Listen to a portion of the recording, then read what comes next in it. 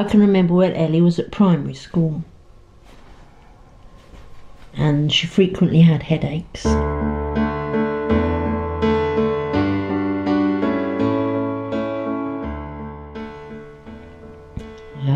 Didn't seem to make any difference what subject she'd been taught, whether she'd had PE or whether she'd been having a maths lesson. She would come home and at some point in the day she'd had a headache.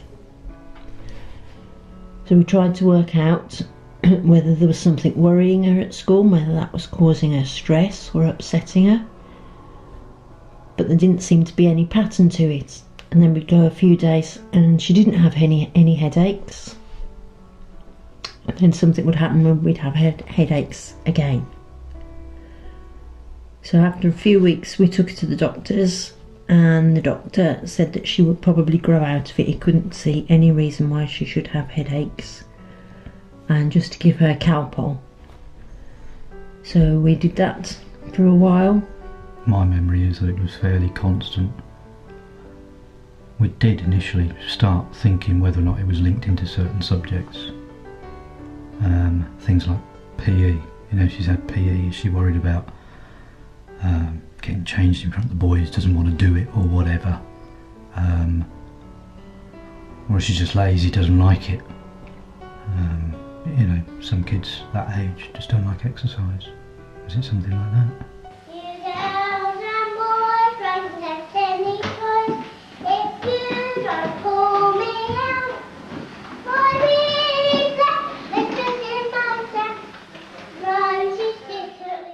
She's quite young, so she wasn't really able to describe what was going on, was she? No. Nothing to compare it to or anything like that? No. I mean, later on it got to, you know, what sort of number is it, giving it a level. But at that time she had nothing to compare it to really, and, you know, got a headache. You just think, well, yeah, it's like a 6-year-old and I've got a tummy ache. Yeah, you know, be alright later on sort of thing, and they forget about it 2 minutes later.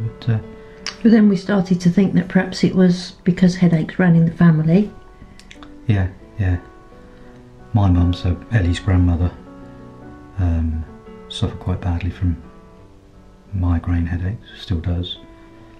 I used to when younger, don't so often now, but certainly both my brothers and sister, all similar sort of things. Having said that, you know, as far as Ellie was concerned, it was a case of, well, she's got a headache. We did. We had the same when we were younger. We got over it. So, you know, is it something that we should, you know, we should be making a fuss about? I had a really bad headache constantly. It felt like someone was crushing my brain, or like my head was going to explode half the time. There was like a constant thumping in my head. I don't really remember Ellie being ill or having any of the symptoms of the head thing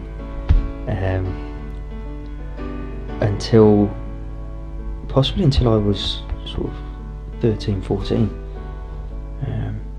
I just remember coming home in the evenings from school, and we will have had a meal and Ellie will just say, I've got a headache, and it was always a bit strange because it would the headaches would sort of subside when she lay down. So the GP arranged for us to see a specialist at the hospital, and we went to see it was a nurse practitioner that saw Ellie in the hospital.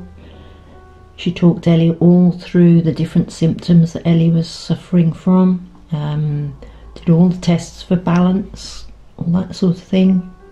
Could see no reason for these headaches, and she just discussed different sorts of pain relief that Ellie could have, but said that the pain relief could cause things like depression, so it might not be worth having all of the tablets. And then Ellie said to her that the headache goes when she lies flat. So then she showed the nurse exactly how she lay down to get rid of the headache, and that struck a chord with the nurse. So the nurse went to find the doctor and said, you know, Ellie's headaches go when she's lying completely flat. And the doctor said, well, perhaps we ought to send her for a scan then, and they arranged for her to go and have a scan. It's little things like that. They don't really mean anything at the time, but then when it started getting worse and becoming more frequent and almost constant, and Ellie coming home from college as against primary school, or coming home from secondary school when she was at Henley, and every night it would be, I got a headache, and most mornings even it would be, I got a headache, and that was something more than just, the odd migraine or eye strain from watching too much TV or reading a book in poor light or something like that. College and work, it was quite difficult for me to concentrate, and when you've got to really put 100% into everything, when you have this nagging at the back of your head constantly, it's really, really difficult to not think about it and to sort of just, get on with anything when you've got that sort of thing going on in your head. I'd get really stressed at college, which I'd get quite upset, and I think people again got quite fed up with me at college, thinking, oh, she just doesn't want to do the work or something like that. Well, I came up with this problem. It was somebody who wasn't a specialist, were they? And they were going to pass it on to somebody who was a specialist in this field, because there was some sort of malformation of the skull. My initial reaction was kind of relief, to be honest. I was glad that it had finally been diagnosed. After 16 years of going to and from the doctors, to finally have someone say, this is what's wrong with you, it's a massive relief to know that there is actually something that's a problem, and it's not just in your head. Trying to get your head around what was actually happening was that pressure was building up inside the skull for the cerebrospinal fluid, and it wasn't able to flow down through the spine out of the way and such like. And this is why when she's been doing exercise, or when she's been stood up for a long time, the skull and the brain in particular, pushed down inside the skull a little bit, and what it was doing was it was blocking a bit at the top of the spine where the fluid is supposed to flow through, and as the flow rate was reduced there, so the pressure built up elsewhere, and that's why when she lay down for a long time, the pressure was released. The brain, I suppose, slid back into the skull a little bit, and it allowed it to flow a little bit better. So obviously, we had to consider the operation. That in itself wasn't an easy decision to make, was it? Really, it wasn't our decision. No, it but wasn't. Just finding out what it was all about and talking it through with Ellie. Ultimately, she had to make the decision. We really couldn't make it for her. So it was kind of half and half, whether it was easy or not easy to make the decision. It only really hit home to me that I was having the operation on my last day of college, when I was on the train journey home. I just broke down on the train because I thought to myself, this could be the last time that I ever see these people. If something goes wrong in the operation, it could be the last time that I do anything. So in a sense, my last day of college, it felt like I was saying goodbye to a lot of people, which was really hard. A lot of friends as well. It was just difficult. Yeah, we had to talk through possible outcomes of the operation. Can you remember the sort of things? Yeah, we were told there was a possibility of it causing epilepsy, and a possibility of it causing a stroke. So it was just an awful lot to take on board, and a lot to weigh up. Well, the operation was removal of a bit of the bottom of the skull and a bit of the top of the first vertebrae. So the skull's open, the brain's visible, the spinal cord and all sorts of bits and pieces like that. So apart from bits and pieces that have just been mentioned there was blood clots obviously, and also the possibility of spinal damage, wasn't there, as Yeah. well? I've actually asked Wayne a fair few questions. He was my personal tutor at the time. I asked him what his initial reaction was, and things like that, to see how he thinks that people reacted. It's quite hard because you don't ever expect to be told anything like that. Someone's going to have got like an illness, needs like surgery, and to be off for so long. So the reaction is quite hard. You always have to be supportive of the students, so that's always in the foremost of your mind. So hopefully I came across as supportive, but I mean, when you told me, things started making sense. I mean, I'm not a doctor, but I could then start explaining the way you're behaving and the way you were. But I mean, I wasn't gonna lie, I was shocked. I've never experienced that before. It only really hit home to me when I had to say goodbye to Chris. He'd come home for the week, just because I think he wanted to be a bit closer to us all, rather than away at uni where he couldn't get news straight away. He wanted to come and see me in the hospital as well. It was really horrible having to say goodbye to him because, like I said, with my friends, I didn't know if I'd ever see him again. The actual operation itself. We had to go to Coventry, didn't we? A specialist, operation like that is just not done everywhere. So it was 3/4 of an hour drive over there or something like that. We had to get her over there, and it was going to be an old age job, wasn't it? Yeah.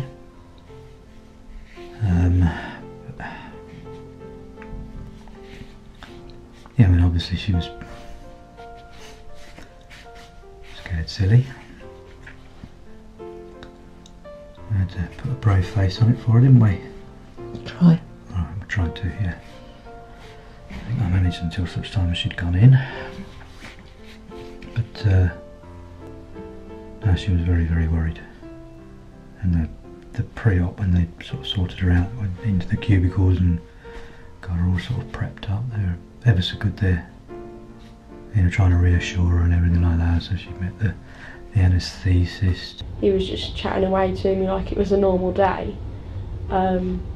making me feel comfortable and making me feel at ease, which was really nice. And then I just got really, really upset when I had to say bye to Dad. Obviously he'd been so strong. It was horrible. Ellie, Woody, can I have a couple?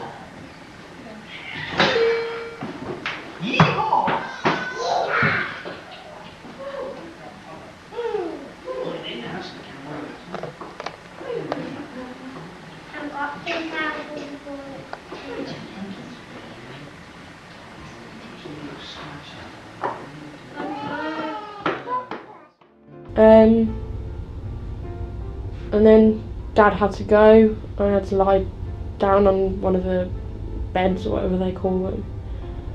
And the anaesthetist just started talking to me like it was a normal day. He was like, "Oh, so what do you do when you're not lying in hospital beds?" and stuff like that. So my last thought before I had this operation was of Doctor Who, because he was like, "Oh, so what do you do when you're not lying around in hospitals?" And I just said, "Oh, just sit home and watch telly, really." So I was thinking, I could be watching this episode right now. So it was quite an odd day, really. It was the worst day of my life.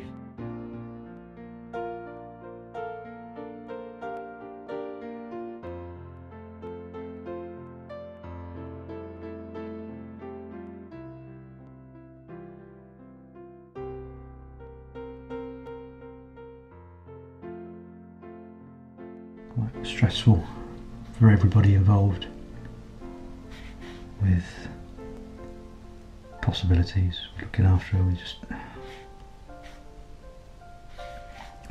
from a parent's point of view, just not being able to do anything. Could just give her a cuddle and that's it. But no magic potions, no healing it with a little bit of magic, like you did a little cut on her knee when she was younger. It was just feeling completely useless. I remember coming round from it. my first thought was, oh my god, I'm really thirsty, because they have all these tubes in you and stuff like that, so I'm really thirsty and I really need the loo, were my first thoughts when I came home from this operation. But she came home from the operation well. What was it she said? First thing she said to me when she woke up, she was on painkillers and whatever. It was at a morphine, wasn't it? Morphine drip. So she was a bit spaced out. But two things she said. She said, "Dad, that was can't be worth a puppy." And the other thing was, Mr. Dardis says, "I have got a brain, so there, 'cause he's seen it." Still haven't got a damn puppy, but you know. Which to me was brilliant, because it meant that, having gone through all of that, it meant, you know, we still had our Ellie with her sense of humour. So, you know, just having come round like that, rather than her be asleep, if she was able to joke like that, it meant, yeah, that's it, things had gone a lot better than they could have done, let's put it like that. Yeah, that was a hell of a relief, wasn't it? Yeah, yeah. Went in to see Ellie after she'd had the surgery, which for me was the highlight of the whole experience, because to see my little sister dosed up to her eyeballs was wonderful. It really was. It's just sort of lying there, smiling every now and then, not actually looking at anyone. And you know, the stories as well, that was quite fun. You know, oh, Ellie threw up over this nurse, and the nurse was quite impressed because Ellie was lying down and this vomit shot straight over her feet and hit the nurse. And you know, that's something I think to be applauded. It was long and quite frustrating, the recovery process.